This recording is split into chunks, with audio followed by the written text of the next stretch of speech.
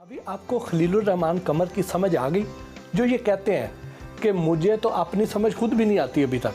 मुझे इनकी समझ आती, मैं इनको अच्छी तरह से समझती ये बड़ा मानी खेर साहब ने जुमला बोला है। ये ऊपर से मासूम से लगते हैं, बस अंदर से नहीं, अंदर से नहीं। अंदर से तो काफी मासूम है। माँ जो है ना वो 20, 22, 24, 25 साल तरबियत करती है। बाकी की उम्र जो मर्द जीता है वो बीवी की तरबियत होती है। तो वो इनका तरबियत याफ्ता हूँ मैं। और माँ जो होती है ना, अपने बच्चे की भी गलतियाँ माफ़ कर देती है। इसी तरह शौहर भी एक बच्चा होता है जिसको छोड़ा नहीं जा सकता उसकी गलतियों पे, उसे माफ़ किया जा सकता है। बच्चे शरारतें करते हैं और ये भी करते रहते हैं। गलतियां करने से बाज नहीं आए अभी तक ये। इन्होंने कभी गलती की ही नहीं। उससे हो जाती है। खलील साहब ड्रामों में जिस तरह की एक आइडियल औरत को पोर्ट्रेट करते हैं, क्या आपने कभी कोशिश की है या आप करती हैं कि आप भी उसी तरह की औरत बने? ये सवाल मुझसे पूछिए, ये वही औरत है। मैं वही औरत हूँ अल्हम्दुलिल्लाह, जिसको ये कॉपी करता है। ये वही औरत। खलील साहब जब लिखते हैं तो वो क्या इंस्पिरेशन आपसे लेते हैं? जब भी लिखते हैं तो पहले ये हमें सुनाते हैं, फिर हम पहले उस पूरे को खुद एंजॉय करते हैं और कभी कभी रोते भी हैं कि सीन इतना सीरियस होता है। और खलील साहब भी रोते हैं हमारे साथ बैठ के आंसुओं के साथ। अभी लास्ट बाबा ने मुझे कोई एक हफ्ता पहले मेरे पास तुम हो का लास्ट सीन सुनाया था और अजानें हो रही थी और हम दोनों, बाबा मुझे सीन सुना रहे थे और बाबा रो रहे थे सुनाते हुए और मैं बाबा के साथ रो रही थी और मैंने कहा बाबा यही ख़त्म कर दे। और ये जब बाबा 4 साल पहले लिख रहे थे, रूमी के और हुमायूं के कुछ सीन थे, वो भी बाबा लिखते हुए रो रहे थे। और वो मुझे याद है जब ये बाबा ने मुझे बताया कि मेरे पास तुम हो स्टार्ट हो रहा है, मुझे याद आया कि बाबा ये स्क्रिप्ट वो वाला है जिस पे बाबा रोए थे। बाबा मुसलसल जब भी लिखते थे बाबा ने टिश्यू पकड़ा होता था और बाबा साथ साथ आंखें साफ करते थे। किसी कैरेक्टर पे गुस्सा आया हो कभी? नहीं, मुझे नहीं कभी, मुझे पता है ये लिखा है, अभी काटेंगे तो चेंज हो जाएगा। जिस करेक्टर पर मैं गुस्सा हो ना, उसको हम रहने नहीं देते, उसे वैसे ही हम डिलीट कर देते हैं। खलील साहब अपनी ज़ात में एक अंजमन है, तो ऐसे शख्स के साथ ज़िंदगी गुजारने का तजर्बा कैसा रहा? देखें, खलील साहब आज 20 साल हो गए हैं तकरीबन। इससे पहले खलील साहब बैंकर थे। वो हमारा एक ऑफिसर टाइप था जीने का अंदाज, उसमें और इसमें बहुत ज़्यादा फ़र्क है। उस वक्त खलील साहब हमारे बहुत ज़्यादा क्लोज थे। उस वक्त मैंने कभी किसी औरत के साथ ही जाने दिया। अब बैठी हो साथ आके, कोई भी हो, मैं अब नाम नहीं लेना चाह रही, तो वो आके कंधों पे भी चढ़ के बैठ जाती हैं और मुझे बर्दाश्त करना पड़ता है। इस लाइफ के तकाजे हैं कुछ। अगर हमने किसी के साथ गले मिलना या बात करनी है तो उसके कोई माने नहीं होते। पहले इस बात की इनको परमिशन नहीं थी। परमिशन क्या, लड़की मेरे करीब से गुजरने नहीं देती। अब ये है कि आते ही वो चिपक जाती हैं, ये आप खुशी से कह रही हैं, बेबसी से कह रही हैं? नहीं, मैं बेबस नहीं हूँ कभी। वो अल्लाह माफ़ करे सर। जिस बात में मैं बेबस हूँ ना, वो मैं काम करने नहीं देती। जो काम होता है मेरी मर्जी से होता है। अगर जो मैं नहीं ना चाहती, फिर खलीलुर रहमान कौन है अभी? माशाल्लाह, सुभान अल्लाह, सुभान अल्लाह। अब सबको पता चल गया मेरी औकात क्या है। नाराज़ हो तो मनाने में पहल कौन करता है? खलीलुर रहमान। जब हमारी नई नई शादी हुई थी तो मैं इनको चंदू जी कहती थी, अब तो मैं खलील साहब कहती हूँ। गुस्से में मुझे खलीलुर रहमान कमर कहती हूँ। आपको अंदाज़ा हो जाता है? हाँ जी, अल्लाह के फजल से अंदाज़ा हो जाता है। मैं घर पे पैर रखता हूँ तो मुझे अंदाज़ा होता है, मुझे दरवाज़ा बता देता है तेरे नल की होना है। और नाराज़ी में पहल कौन करता है? देखिए, मैं छोटी बातों पे नाराज़ नहीं होती और जब मैं होती हूँ ना फिर मैं पूरा होती हूँ। तू तो ऐसी गल कर रही नहीं, तू वलियां दे खानदान दी सर सबसे पहले नाराज़ होती है। आपने अपने बाबा से कोई बात मनवानी हो तो आसानी से मान जाते हैं? ये सवाल आप बाबा से पूछे। मैं उर्फ़े आम में लोग जानते हैं कि मैं अपनी बीवी से डरता हूँ, लेकिन मैं सबसे ज़्यादा अपनी इस बेटी से डरता हूँ। मेरी जरूरत ही नहीं है इसको इनकार कर दूँ।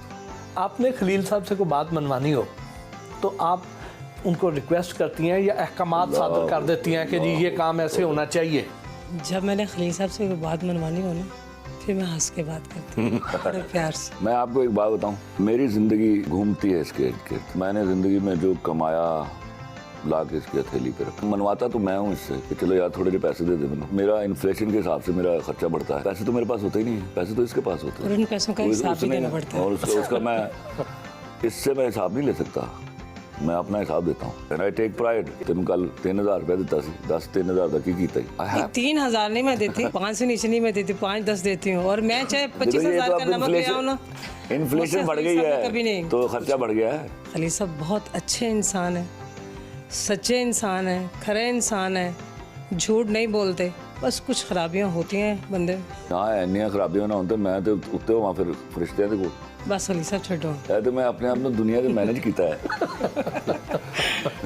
वेडिंग एनिवर्सरी, आपकी सालगिरह याद रखते हैं या नहीं? वैलेंटाइंस डे पे मैसेज नहीं मैसेज क्या, कभी कभी फूल भी ला के देते फूल भी लाते हैं। मैं आपको बता रही हूँ ना कि ये बड़े लवर किस्म के शौहर हैं। अल्लाह इनको सलामत रखे, ज़िंदगी दे, इनके बगैर हम कुछ भी नहीं। जैसे खलील साहब तो ड्रामे बनाते भी हैं, बच्चे भी अब तो माशाल्लाह इस प्रोफेशन में हैं, तो आप भी इसमें कोई किरदार अदा करती हैं? जी मैं ड्रेस डिज़ाइनर हूँ। इनकी फिल्म भी अब जो वो काफ कंगना बनी है उसमें सब डिज़ाइन मैंने ही बनाए हैं।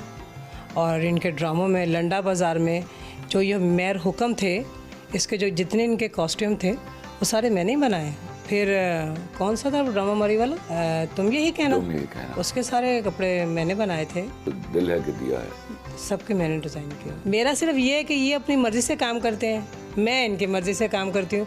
मुझे सुबह ऑर्डर होता है कि रात को 4 सूट चाहिए, रात को ये चाहिए, मैं कहता हूँ 4 सूट चाहिए, रात को इतना काम करना है आपने, और मैंने जिस तरह भी करना है मैंने करके देना। ये करके देती है। बेटी के लिए भी आपने को सोचा है कि फ्यूचर में किसी प्रोजेक्ट में आपके साथ होंगी?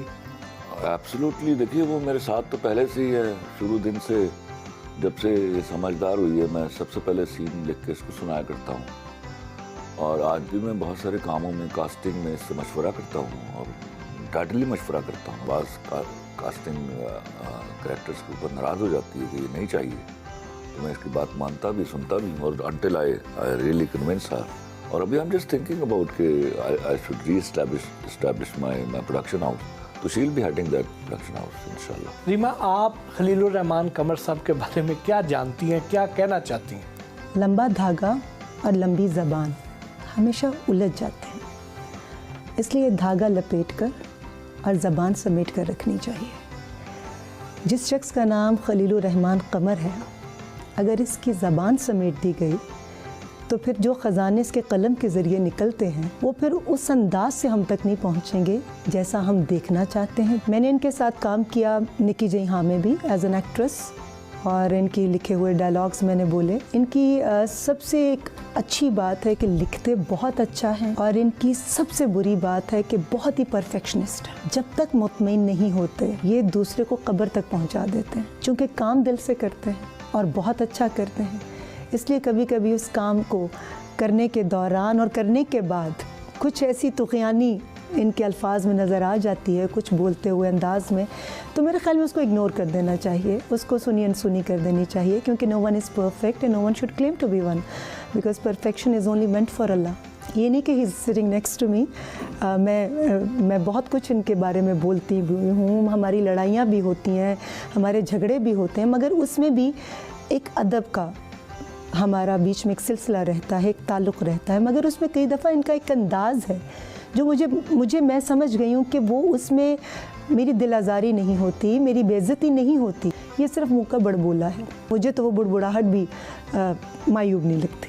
आप इतना अच्छा कैसे बोल लेती हैं? क्या ये भी आप खलील साहब से सीखा आपने? 1 मिनट इसका जवाब मैं दूंगा। सबसे पहली बात मैं बाबांगे दोहर आपको बताऊं कि रीमा के फरिश्तों को भी मालूम नहीं था कि वो मुझसे मिलने आ रही थी, हम एक फिल्म को डिस्कस करने जा रहे थे।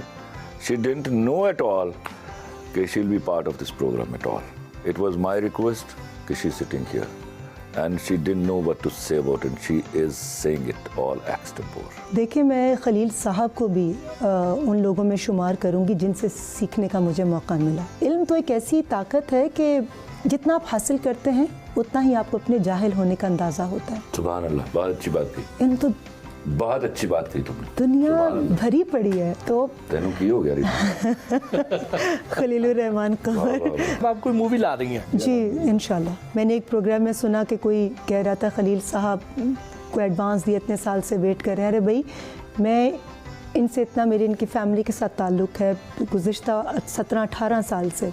मैं 4 साल से इंतज़ार कर रही हूँ, और मैंने इनको कहा हुआ है कि जी मैंने कहानी आप ही से लिखवानी है और आप ही लिख कर देंगे, तब मैंने फिल्म शुरू करनी है। ये जो आजकल कुछ ख़वातीन ऐसे मनफी रिमार्क्स दे रही हैं खलील साहब के बारे में, आप क्या समझती हैं कि क्या उनकी बात सही है? कुछ तो लोग कहेंगे, लोगों का काम है कहना। जिसने चोरी नहीं की उसको कोई फ़र्क ही नहीं पड़ता, तो ये तो आपके अपने अंदर का इत्मीनान है। अगर कोई किसी को कुछ कहता है तो बहुत सारी बुराइयां भी हैं, कड़वाहट भी बहुत है इनके लबो लहजे में कभी आ जाती, लेकिन इन सब पर जो चीज़ भारी है कि ये अपने कलम से ऑनेस्ट है। ये जो लिख कर देंगे ये दिल से लिख कर देंगे, वरना टाल मटोल कर देंगे और फिर लोग कहते हैं खलील साहब ने स्क्रिप्ट नहीं दिया, वो मत उसकी तकलीफ़ करो, बुरा दे देगा तो वो तकलीफ़ बुरा नहीं उनके लिए भी खलील रहमान कमर मर जाएगा। एग्जैक्टली। मैं तेरे हाथ बैत कर लो, मैं ऑन एयर ही। मैं खलील रहमान कमर साहब के लिए मेरी बहुत सारे विशेज़ हैं। ये जो लिखते हैं इनका एक लिखा हुआ जुमला जो नदीम साहब ने मेरी फिल्म कोई तुझसा कहाँ में बोला, नफ़रत से कोई बर्बाद हो या ना हो, ये प्यार साला बर्बाद कर